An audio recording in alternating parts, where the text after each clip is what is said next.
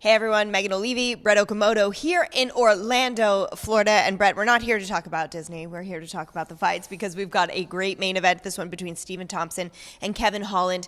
It's a really interesting matchup because they both wanted this fight. I mean, Kevin Holland had the shortest retirement ever. He said, I retired, and then he got this fight, jumped right back into action. Two traditional martial artists, Kung Fu versus karate. What do you like about this one?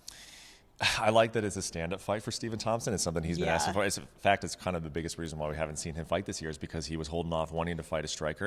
And yeah, why wouldn't he? And thank you, the UFC, for finally giving him one. I get it. He's in the rankings, and this is a rankings-based sport and all of that. But the guy fought Gilbert Burns. He fought Bilal Muhammad. Yes.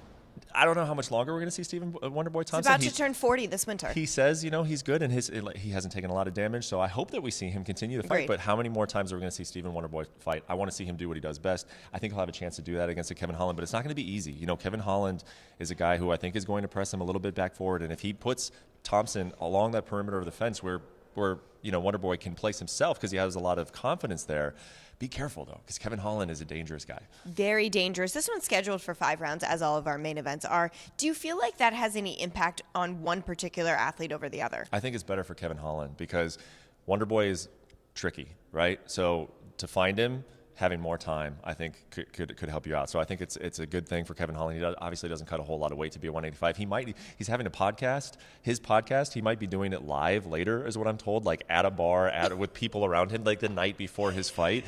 It's not 100% that he's going to be there, but I know that his podcast, and I'm blanking on the name, but go find it. They're going to have a live episode tonight. I love at a bar, and Kevin might show up, the day before his fight. I love that he had Steven as one of his first guests, too. And they were just chilling, having a great time. I spoke to them about it yesterday, and they were like, there's no animosity whatsoever, which I think will make for an even better fight. Mm-hmm. So that's our main event, one we're really looking forward to. But the co-main event, we've got a streaking Bryan Barberena versus the former champion at 155 pounds, Rafael dos Anjos, this one at welterweight.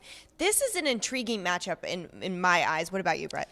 I think it's such an important fight for RDA because, he was at 170. He was kind of finding a footing, and then he had some setbacks there. He fought the very top. I mean, the guy went, 5 rounds, right, with Usman. He fought Colby Covington. He fought the best guys, but you're like, is he big enough to be here? And so then he's got to try to go back down. And when he went back down, fights with Fiziev, Islam, they fell apart. He eventually did fight Fiziev, but it's just been rough go for him. Yeah. And he's such a legend, and I still think he has something to give at the very top of this division, but it kind of has to happen now.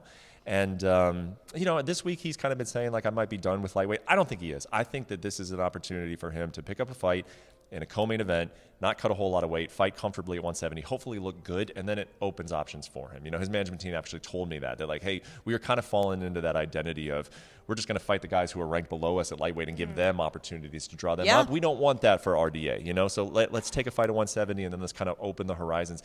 He would obviously love to fight Conor McGregor at some point. He was scheduled to fight him, broke his foot, the most famous foot injury in the history of the sport. He would love to fight, some of those bigger names, and I think that can happen for him.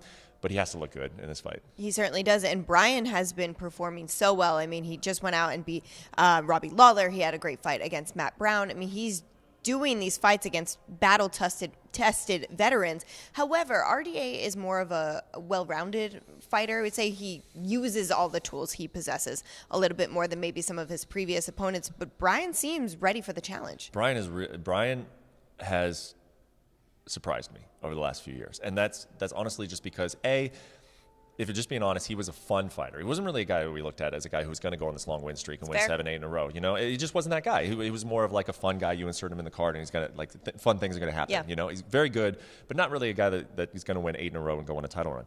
I still don't know if he's that guy. But then he injured his spine, and he was going to go in for surgery on that spine. And it's just you hear spine injury in a mixed martial artist, you're like, it's not going to be a good thing, But he's gotten healthy. He's gone on this run.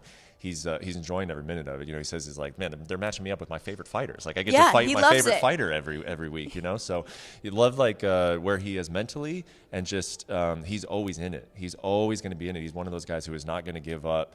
If he has a bad round against a guy who's supposed to beat him in an RDA, he's still going to be there pressing in the 3rd round. And that's what Bryan's always had throughout his career. Exactly. And not that, it's that important to note at this point. However, RDA moved back to Brazil about a year and a half ago, and Bryan actually moved down to North Carolina from Tennessee. This is his 2nd camp doing it there, but he has his family surrounding him now. They have a new farm in North Carolina. So a lot of different movements, but these guys are using their best judgment for what they believe is going to be best for them as an athlete and them as a family, which then registers in their performances. So I think it's really cool to note that they're doing these types of things and making these big risks in their own lives in order to find their best personal and professional lives. So that's your co-main event. But Brett, we always do these wrap-ups, and I'm like, maybe we could talk about a fight or fighter on this card that isn't maybe at the highest part of, this ESPN Plus marquee, but where are you looking on this card and saying, hey, this is going to be a great performance?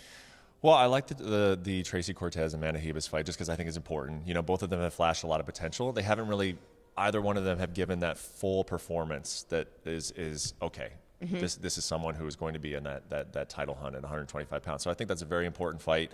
Again, just two women that we've seen sort of growing and developing for a while. Now, who's going to take the next step? I also am going to be paying close attention to the Jack Hermansson fight just because I feel bad for him.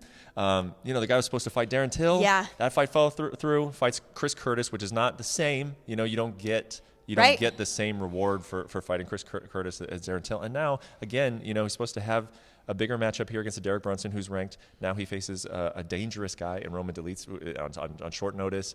And he's even saying this week, which is wild to me, Jack's saying, I hope they rebook the Derek Brunson fight. And it's just that's such a weird place to be mentally. I always find it interesting when these guys, they have a fight, they lose that fight, and then they're basically fighting to get that old fight back. That has to be such a weird place to try to perform mentally. So a lot of interest in the Jack Hermansson fight because I just feel like he's been dealt a raw hand, and we'll see how he deals with it. Such a talented athlete, Jack Hermansson. I've got to say, I'm really looking forward to this Emily versus Angela fight at strawweight. Mm-hmm. They're both ranked strawweights, and Emily came out, and in her debut, she looked great against Jessica Penne, who is Angela Hill's training partner, her podcast partner, and she was a former title challenger.